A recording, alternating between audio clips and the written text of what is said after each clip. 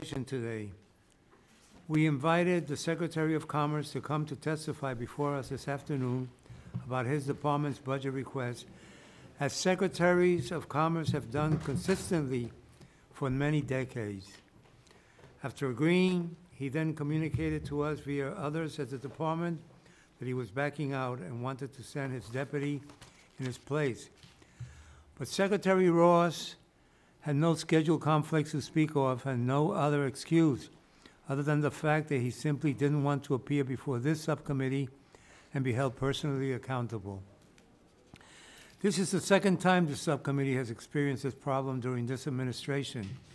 The first was 2 years ago, when former Attorney General Jeff Sessions became worried about the Russia investigation. The second is today. I think that the Secretary's action today show a stunning disrespect for the mechanisms of our democracy and the Article I powers of the Congress, as if we needed any reminding that the President and his staff couldn't care less about our institutions of democracy. We see a clear manifestation of that problem this afternoon. I understand that Deputy Secretary Karen Dunn Kelly has offered to testify. That will not be happening. This subcommittee invited Secretary Ross to testify, and he's the only one who will be allowed to testify at this hearing. Neither the Deputy Secretary nor any other department officials will be recognized to give a statement or to answer questions. I strongly believe in transparency and accountability, and that starts at the top of every government agency, including the Commerce Department. The Secretary has a lot of questions that he should answer directly. This is particularly true with regard to the census, where at this hearing last year, the Secretary appeared to lie in response to questions from myself and Congresswoman Meng regarding the addition of a citizenship question to the 2020 census. It's also true for the overall Commerce Department budget, which shows a shocking disregard for the American people. The Commerce Department budget process eliminating programs that specifically help rural and underserved communities, like the Economic Development Administration and the Manufacturing Extension Partnership Program. It undermines community safety and climate change research by proposing an 18% cut to NOAA, including the elimination of several dozen important grant research and educational programs. The budget once again underfunds the Census Bureau, even for the critical census taking place in year 2020. It proposes to eliminate funding for minority business development centers. The Secretary should be here to justify these harmful proposals rather than ducking our questions. Congress, through this committee, controls the power of the purse as specified in Article 1, Section 9 of our Constitution. Perhaps the Secretary has forgotten this and needs a reminder. At this time, I will recognize members of this subcommittee for any statements that they may want to make, starting with my friend and ranking member, Mr. Adderhall. Thank you, Mr. Chairman, and thank you for yielding. And of course, thank you for scheduling these hearings that are important for us to learn more about the budget of our different departments. I think if all of us would prefer to be able to visit with the Secretary today, but the absence of the Secretary, I believe, stems around the concern that this hearing might focus more on political or legal issues than the budget itself. Some have even speculated that it might turn into a debate over the 2020 census. But this hearing is much bigger than that. It's an important budget hearing covering an agency with a dozen major bureaus and a budget request of over $12 billion. This is the Preparations Committee, as you well know, and I expect that we can and will tackle some significant issues here.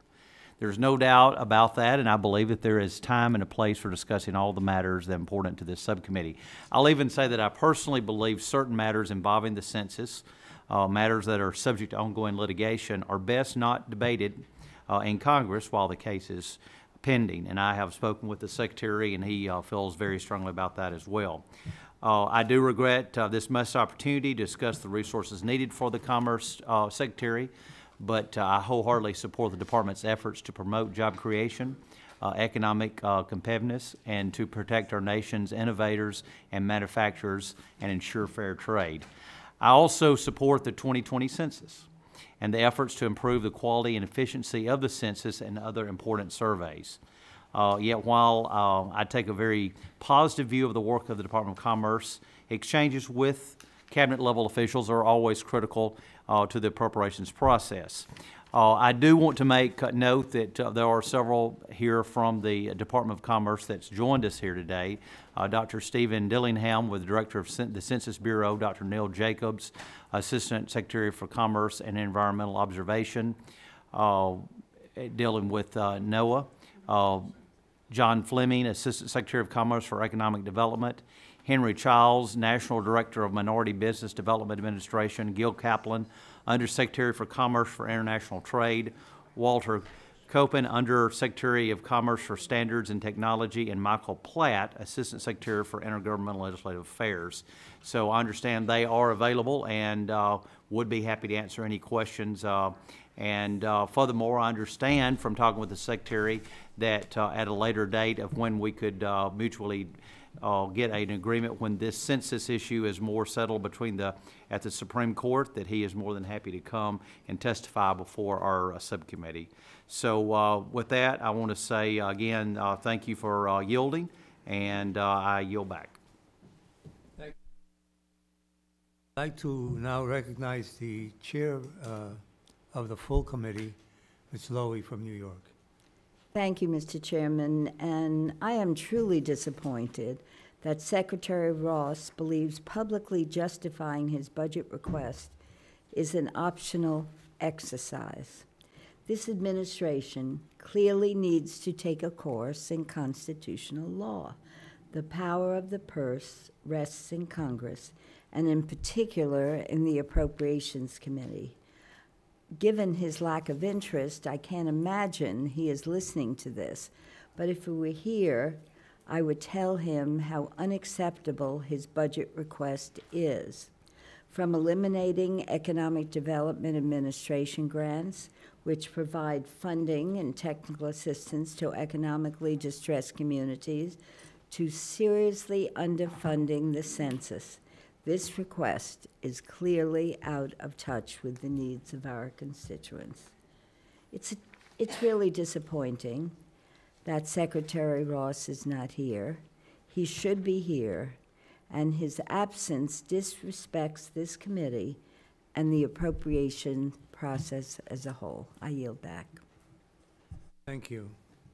Any other members who the next in line would be Ms. Roby. Yes, he was. Well, I thank the chairman for yielding to the 9 agency department heads here. Thank you for your time to be here this afternoon. The fact that we're addressing an empty chair with 9 agency department heads here is unsettling, because we have people here that can answer our questions about the budget, which is the whole point of the hearing today. I wish we had an opportunity to ask those very important questions from an oversight perspective.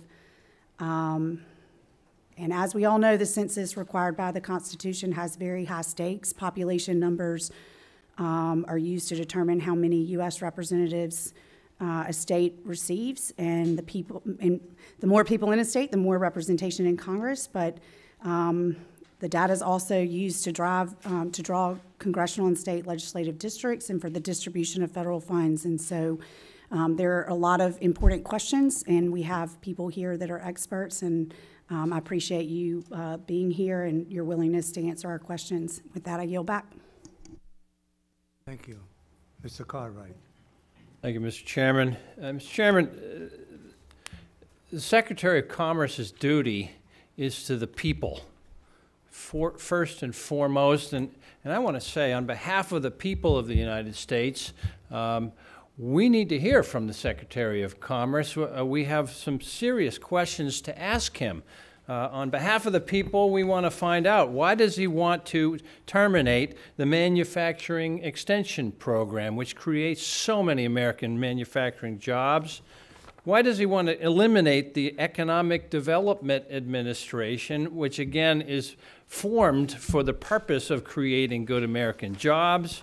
Why does he want to reduce this budget in a way that will hurt the formation of American jobs? In fact, why does he refuse to come and testify about his own financial disclosures, which are very much an issue these days? When we talk about the Manufacturing Extension Partnership, the MEP is critical to keeping American manufacturing jobs in the United States and helping small manufacturing companies expand and grow. In 2017 alone, MEP centers interacted with 26,313 manufacturers who created 110,000 new jobs, added $12.6 billion to our domestic economy, and MEP generates a 14.5 to 1 return on investment. Why would anybody in their right mind want to cut that program out? We need to know why the administration wants to do this. Mr. Ross is not here to tell us.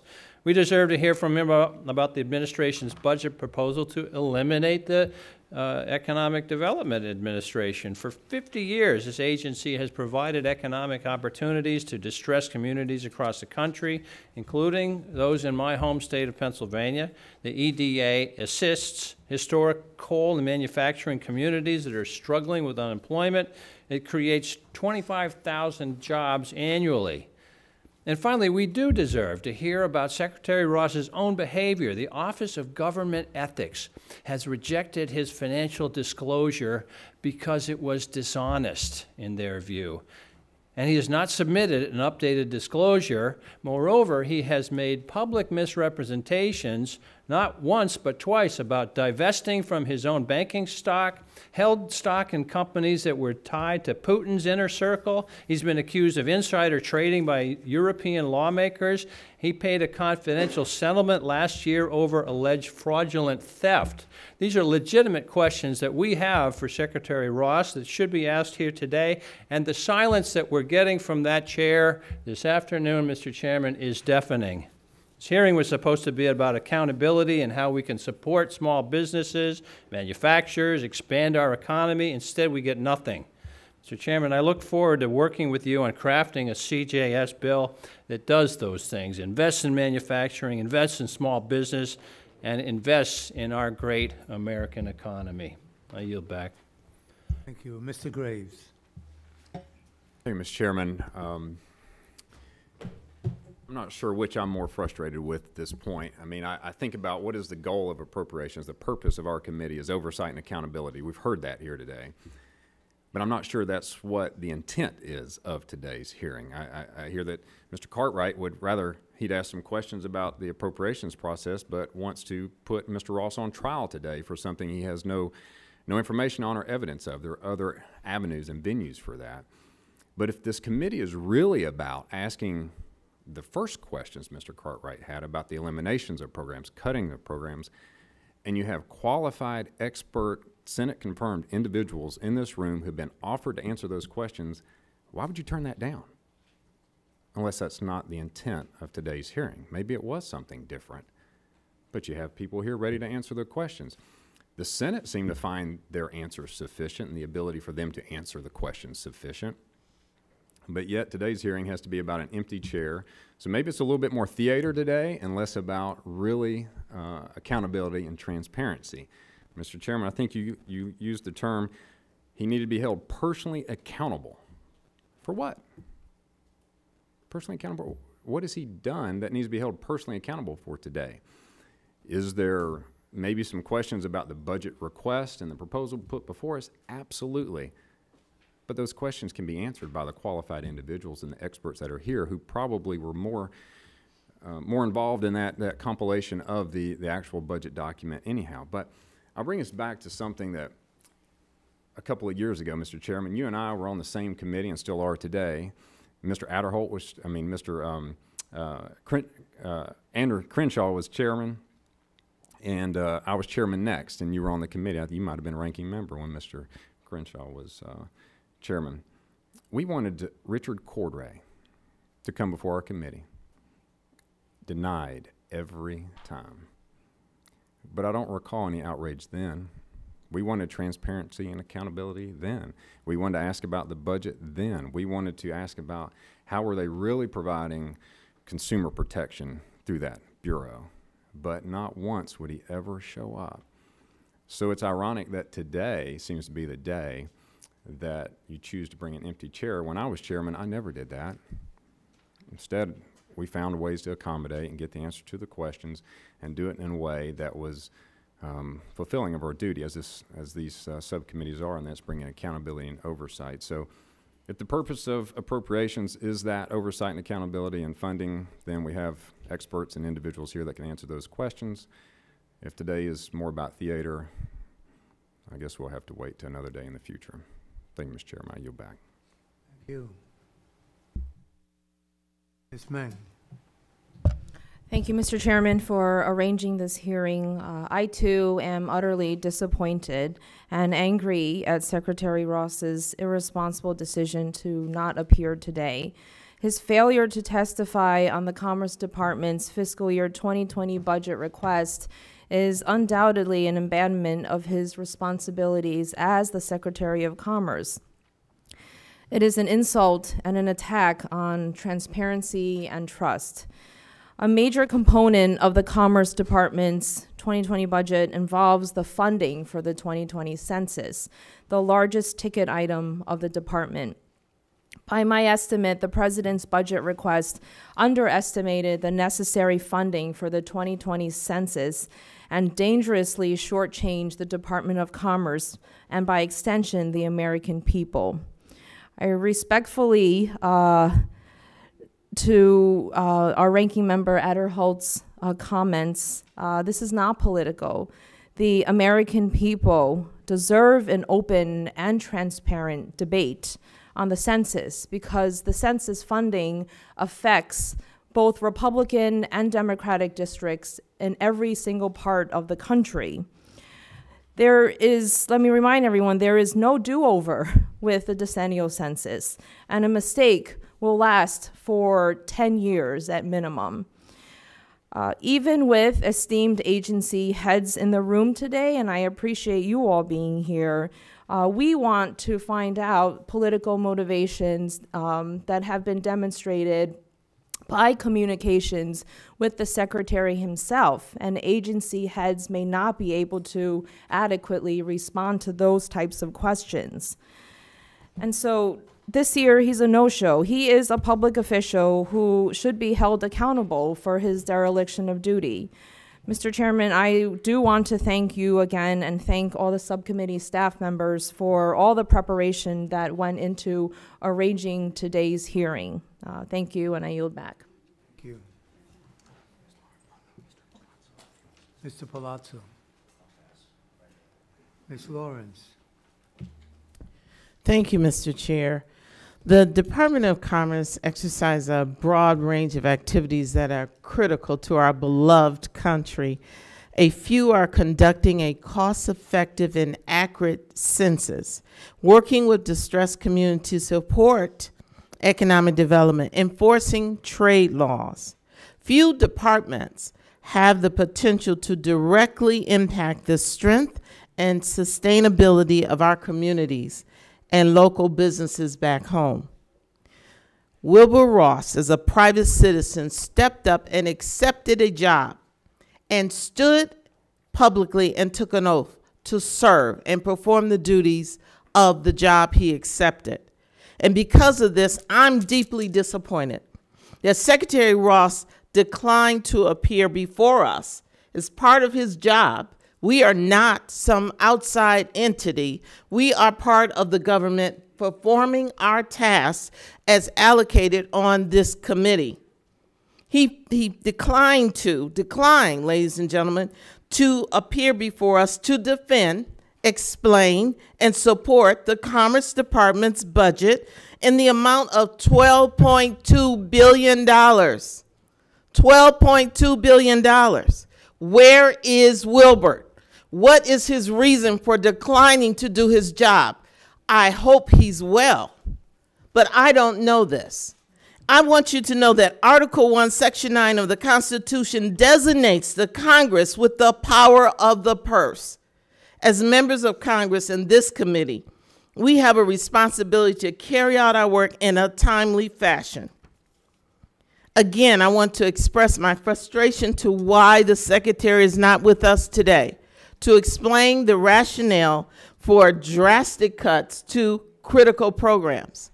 These programs that are not partisan. Ladies and gentlemen, the programs and the funding is across the board. My colleagues on the other side knows that this budget affects them as well. Now, I understand the Supreme Court this month will hear arguments over Trump's administration decision to add his citizenship question to the 2020 questionnaire. And at this time, we've already seen 2 federal judges separately block the decision by Secretary Wilbur Ross to add the citizenship question. This is deeply concerning because the 2020 census will help guide the allocation of more than $880 billion in federal funds for the next decade.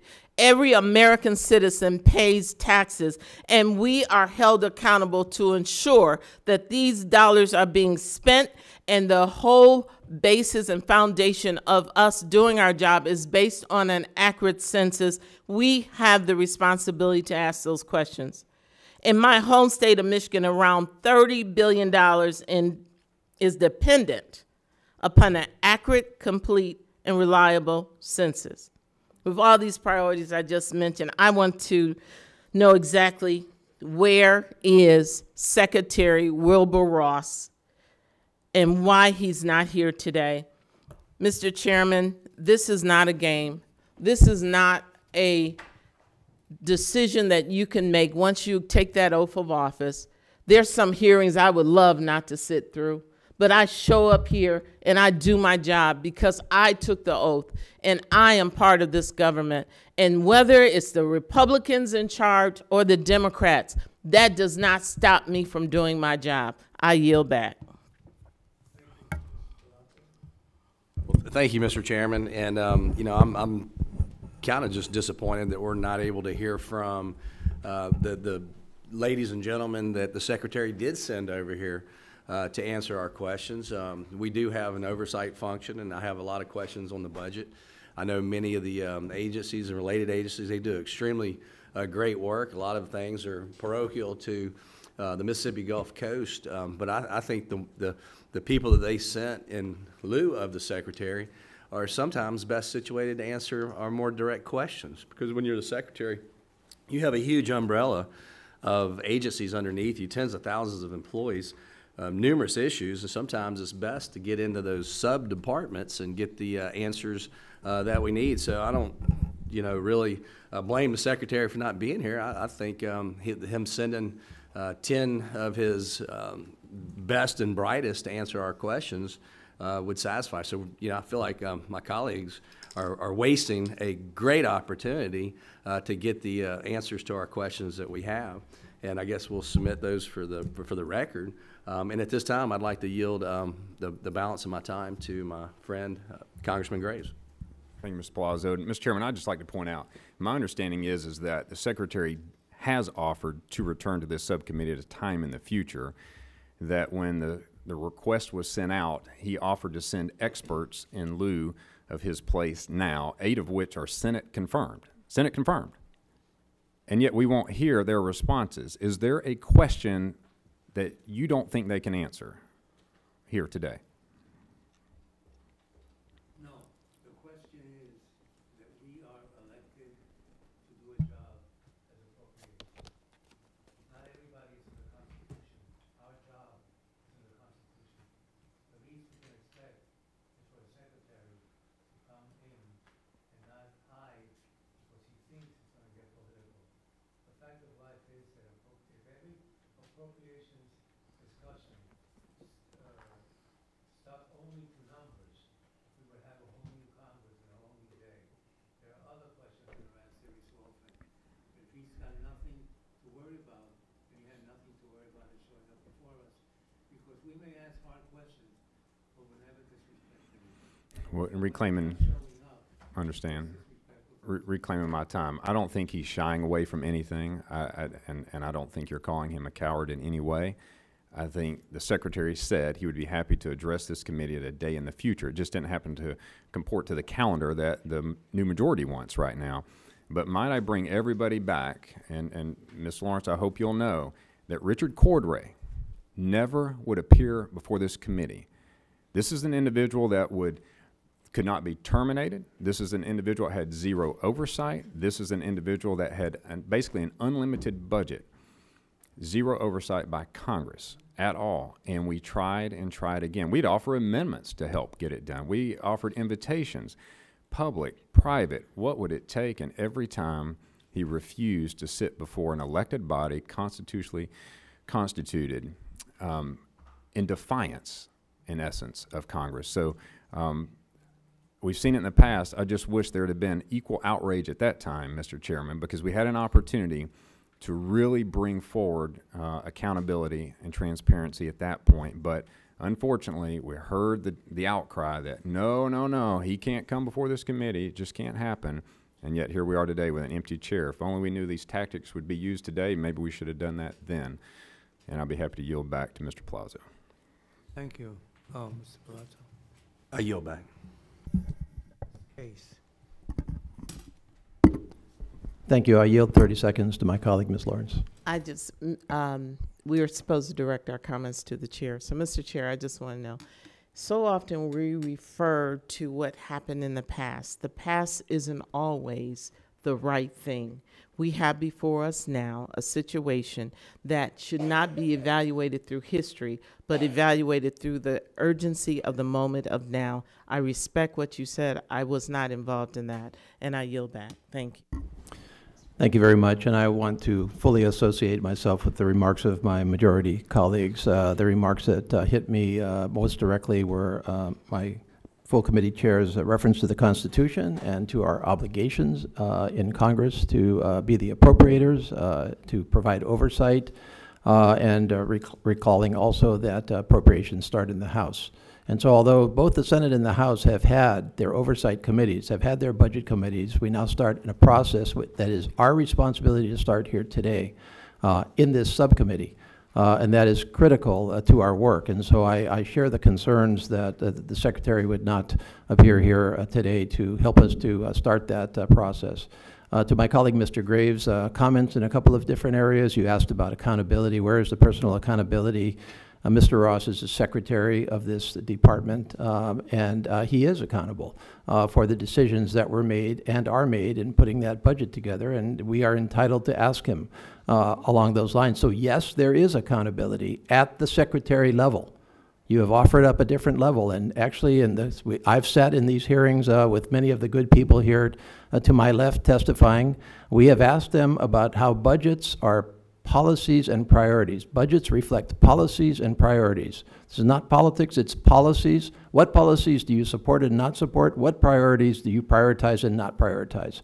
And several of the persons that you would offer up to testify here today have basically said, hey, look, the decision was made above my head. Now, presumably, the Secretary is where those decisions were made since he's in charge of the department, and presumably he knows how he balanced everything across all of those departments. So I think it's entirely appropriate for us here to expect that level will be before this committee when we start this appropriations process. Yes, of course, we have experts.